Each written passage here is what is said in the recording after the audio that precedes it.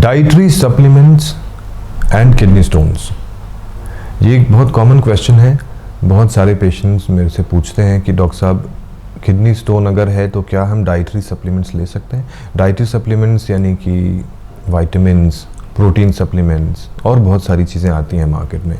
The market is flooded with supplements like vitamins, proteins, fatty acids and what not. बहुत सारे लोग इन supplements को ले रहे होते हैं।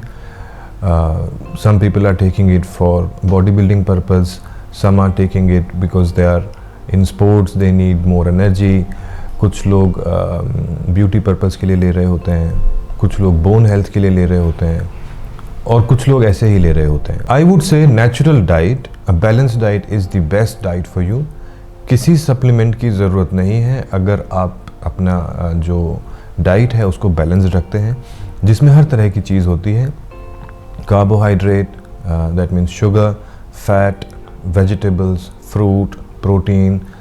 अगर सारा कुछ आपकी डाइट में है, you don't need any supplements. फिर भी अगर किडनी स्टोन्स के पेशेंट्स सप्लीमेंट्स लेते हैं तो क्या इससे फ़ायदा है, क्या नुकसान है, आइए इस चीज़ को डिस्कस करते हैं। जो कॉमन सप्लीमेंट्स हैं, vitamin C, vitamin D, calcium supplements and protein supplements, हम इस पर बात करेंगे।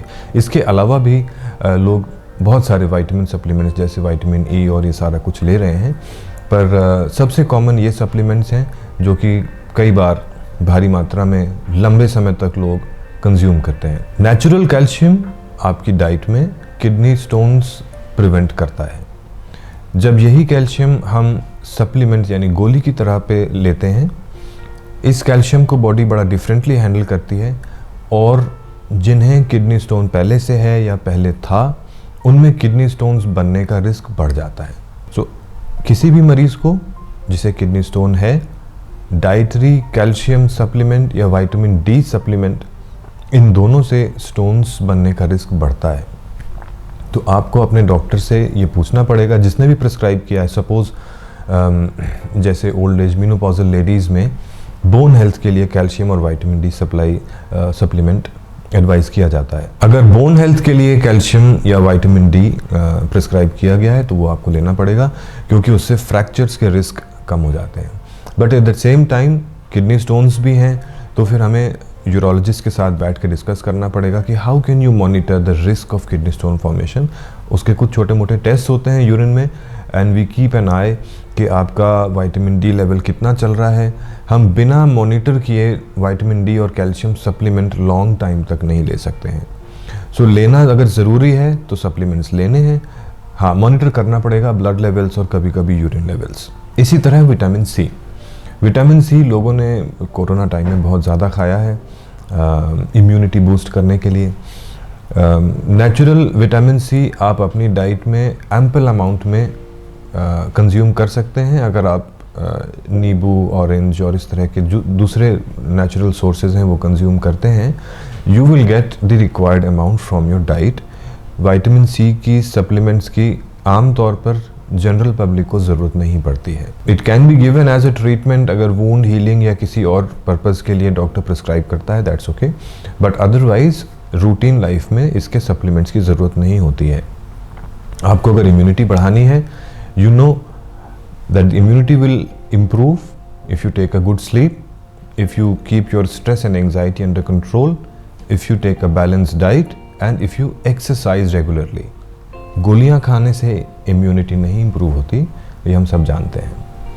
सो विटामिन सी आप तभी लें जब कोई प्रिस्क्राइब करे। कितना लेना है ये पता होना चाहिए। विटामिन सी के बारे में ये भी आपको पता होना चाहिए कि जब आप विटामिन सी खाते हैं, ये बॉडी में अंदर जाके लिवर में मेटाबोलाइज होता है और इससे ऑक्सलेट बनता है। ऑक्सलेट किडनी स्टोन्स बनाता है। सो अगर किसी को किडनी स्टोन्स हैं, विटामिन सी का कंजम्पशन ज़्यादा नहीं करना चाहिए। सप्लीमेंट नेचुरल आप ले सकते हैं, नेचुरल में कोई रिस्ट्रिक्शन नहीं है। इसी तरह से प्रोटीन सप्लीमेंट्स होते हैं। अगर आप बॉडी बिल्डिंग में हैं, स्पोर्ट्स में हैं, you definitely need more protein for a professional person. अगर आप शौकिया जिम में या बॉडी बिल्डिंग में जाते हैं और प्रोटीन सप्लीमेंट्स लेते हैं, you will have to make sure कि आप जितना प्रोटीन ले रहे हैं उतना कंज्यूम हो रहा है आपकी बॉडी में। मोस्टली होता ऐसा है कि रिक्वायरमेंट इतनी नहीं होती है, एक्सरसाइज और वर्कआउट उस लेवल का नहीं होता है और लोग प्रोटीन अत्यधिक मात्रा में कंज्यूम करते जाते हैं। सो अगर आप एक्स्ट्रा प्रोटीन लेंगे, पहला वो एब्जॉर्ब नहीं होगा इंटेस्टाइन में, वो सारा वेस्ट हो जाएगा पॉटी में। दूसरा, जो एब्जॉर्ब होता भी है वो बॉडी में यूटिलाइज अगर नहीं हो रहा है तो वो किडनी से एक्सक्रीट होता है and it takes a huge load of acidic content to the kidney. ये एक्स्ट्रा प्रोटीन जो किडनी को एक्सक्रीट करना पड़ता है, ये इसके लिए बहुत भारी पड़ता है, बहुत एक्स्ट्रा वर्क करना पड़ता है किडनीज को। और हाई एसिडिक कंटेंट के कारण स्टोन बनने का रिस्क बढ़ जाता है। सो अगर आप बहुत एक्सेस मात्रा में प्रोटीन ले रहे हैं, नॉर्मली हमें 0.8 to 1 ग्राम पर केजी पर डे का प्रोटीन चाहिए होता है। अगर आप मसल बिल्डिंग में हैं या स्पोर्ट्स में हैं, आप उसको बढ़ा सकते हैं, 1 ग्राम 1.5 ग्राम्स पर केजी पर डे कर सकते हैं, बट उस हिसाब से उसे यूटिलाइज भी करना पड़ेगा।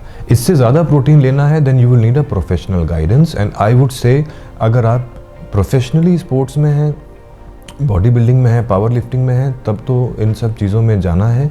Otherwise this is not healthy for you and long term effects आपकी किडनीज पर ठीक नहीं होते हैं। सो ये 4 कॉमन सप्लीमेंट्स हैं। इसके अलावा और बहुत सारे फूड सप्लीमेंट्स आते हैं, इनके ऊपर रिसर्चेस नहीं है, बट इन चारों के ऊपर जो इन्फॉर्मेशन है, साइंटिफिक एविडेंस है, वो मैंने आपको बताया। अगर कोई भी क्वेरी है आप कमेंट बॉक्स में कमेंट करें, I will be happy to reply. Thank you.